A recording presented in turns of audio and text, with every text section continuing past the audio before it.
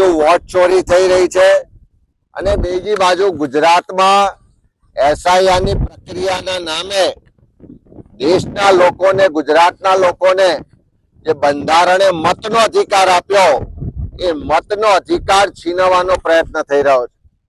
ગુજરાતમાં એસઆઈઆરની પ્રક્રિયા શરૂ થઈ, બીએલઓ ને આખું ચૂંટણી પંચ ને આખું સરકારી તંત્ર કામે લાગ્યું અને જે રીતે મતદાર યાદીનો ડ્રાફ્ટ રોલ પ્રસિદ્ધ કરવામાં આવ્યો, 70 લાખ કરતા વધારે મતદારોના નામ પહેલા જ કમી થઈ ચૂક્યા છે.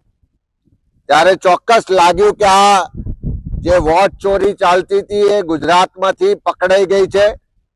પણ ડ્રાફ્ટ યાદી જાહેર થયા પછી એમાં વાંધા વિરોધ કે નવા નામ ઉમેરવા માટેનો જે સમયગાળો નક્કી કરવામાં આવ્યો હતો એ 18મી જાન્યુઆરી નક્કી કરવામાં આવી હતી.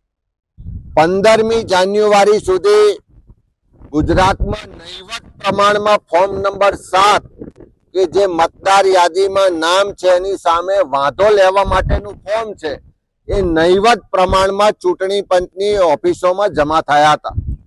પણ અચાનક જ 16, 17 ને 18 જાન્યુઆરીએ લાખોની સંખ્યામાં ફોર્મ આવી જાય છે. અમે ચૂંટણી પંચને લેખિતમાં 17 તારીખે આપ્યું છે કે ભારતીય જનતા પાર્ટીના કમલમના કાર્યાલયોમાં સોફ્ટવેરથી પ્રિન્ટ થયેલા ફોર્મ છે. અલગ અલગ નામોએ સહીઓ કરી અને ભાજપના નેતાઓ કાર્યાલયમાંથી કાર્યકરો થેલા ભરીને જથ્થાબંધ ફોર્મ જમા કરાવે છે. એક સુનિયોજિત રીતે, સંગઠિત રીતે, ઓર્ગેનાઇઝ વેમાં ફોર્મ નંબર 7 આપવામાં આવી રહ્યા છે. ચૂંટણી પંચે એમાં તારીખ એક્સટેન્ડ કરી અને 18 જાન્યુઆરીને બદલે 30મી જાન્યુઆરી કરી.